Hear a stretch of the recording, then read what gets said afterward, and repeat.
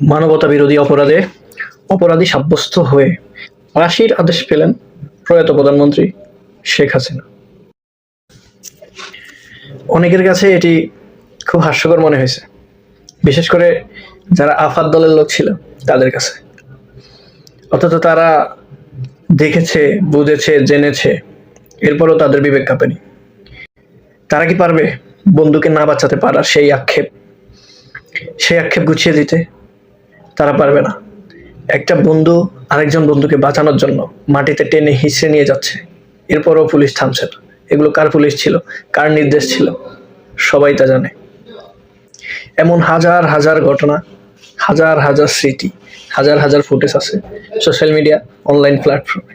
কিন্তু এরপরও কিছু মানুষ কাঠের চশমা পরে বিবেকহীনের মতো কিছু মানুষ তার পক্ষে ছাপাই গেছে। কিভাবে 1400 তাজা প্রাণ রাস্তায় ঝরে গেছে, রাস্তা রক্তাক্ত হয়েছে, তারা কখনোই বুঝবে না।